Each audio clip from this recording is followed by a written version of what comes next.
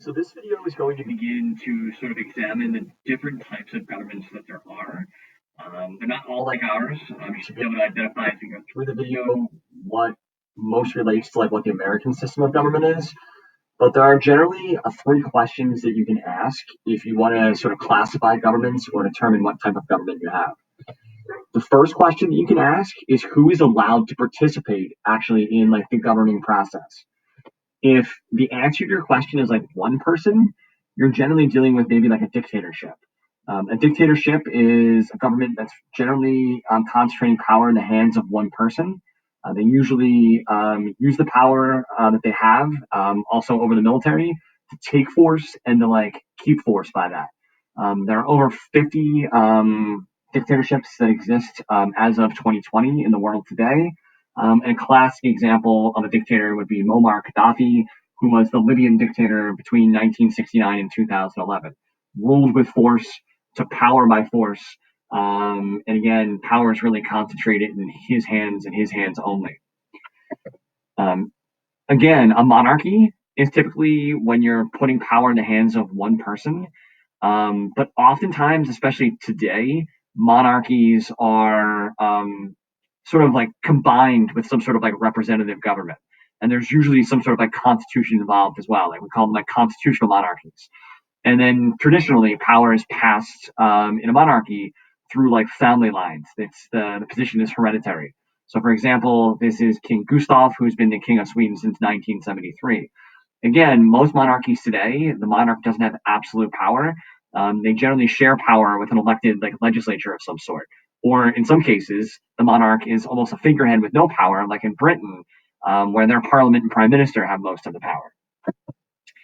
If you're basically saying that only a few people, not just one, but a few, like the minority have power concentrated in their hands, then you're talking about what's referred to as an oligarchy.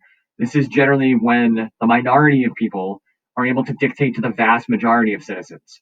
There are a whole lot of practical examples of oligarchies in the world today, but a classic example would be South Africa from about 1948 through the early 1990s, which was under a system of what we call apartheid.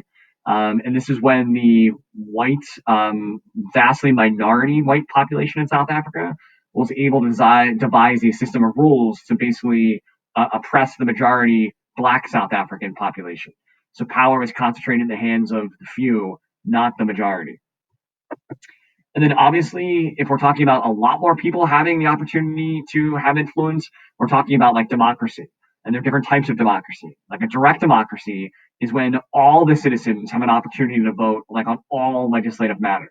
Like old school ancient Athens or the New England town meetings in like the 1700s, where like all the citizens of a community came together and decided governmental issues. That's a direct democracy. Obviously, that's not what we have in the United States today because of the fact that we just have too many people to do this and just too diverse of a population. So we have what's called an indirect democracy or a republic, where citizens definitely have power, in which they use that power to elect rulers, and then those rulers basically make most of the government decisions from that point forward. So again, we have an indirect democracy or a republic, and we're a great example of that.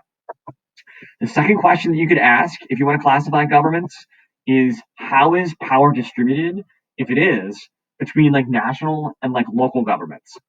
So for example, in a unitary system of government, the national government, like there's like one strong national government that sort of possesses all of the power.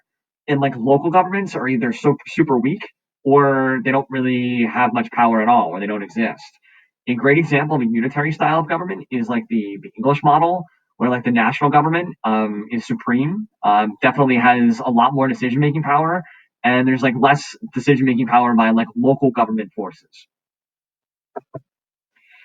A confederate style of government or a confederation is a type of government which is really the opposite of unitary. This is when the national government is like super weak and that the state and local governments have most of the power. There are two great examples of confederate systems of government in the like sort of American history model. The first is the Articles of Confederation, which was formed after we got our independence from England. Again, England has had a strong national government, and that's one of the reasons why we initially revolted. So we formed the exact opposite, which we made a really weak national government, and we put most of the power in the hands of the state governments. And then obviously the name Confederate looks familiar. because during the Civil War time period, the Southern states seceded and formed the Confederacy. Again, one of the reasons why they broke away from the United States of America was they felt like the national government had become too powerful and was abusing its power. So they broke away and they formed a system of government in which the states had most of the power, not the national government. And then sort of like the happy medium between both of them is what we refer to as a federal government. A federal system or federalism is when you have a system of government in which you share decision making and you share power between like the national government and the states. And this is what we currently have today, where the national government makes a bunch of decisions, but then states get to make decisions for themselves. Local governments like Montgomery County or Abington get to make decisions for themselves. And it's not like one size fits all, where you're doing exactly what the national government says on every single issue. The states and local governments have a lot of decision making power too. There are some complications with a federal style of government. Just for example, one of the things we'll talk about in another unit is Hurricane Katrina, which was this massive hurricane that hit New Orleans in 2005 and caused unprecedented flooding. When you put so many government officials in charge across all the levels, whether it be like local, county, state, federal, oftentimes because there are so many voices involved, our system of government tends to be very slow and doesn't respond very quickly to like crises. And this was a classic example in 2005 where this hurricane hit the city of New Orleans and local government wasn't sure if it was their responsibility to deal with the aftermath or even the preparations to deal with it. The state government of Louisiana wasn't sure if it was its responsibility. The national government was unclear on what like its responsibilities were, and all levels of government sort of waited for another level of government to get involved. And while that happened, lives were lost and there were massive like amounts of like property damage. So again, our system of government is great because it includes lots of voices across lots of levels, but as a result, it's often very slow. And the last question you can ask on like how to classify governments would be what is the relationship between like the various branches within the government? So the first type of government is like a parliamentary system of government.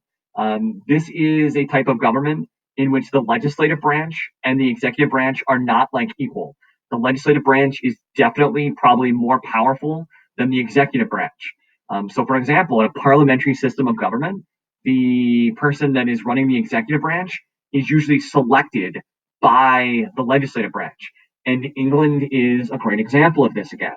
That's the Prime Minister of Great Britain. That's Boris Johnson. And he was actually chosen by the Conservative Party in Parliament in 2019. So he was actually selected by the majority party within Parliament to be the leader of the executive branch. So because the executive is getting their job from the legislative branch, the legislative branch is definitely superior to the executive branch.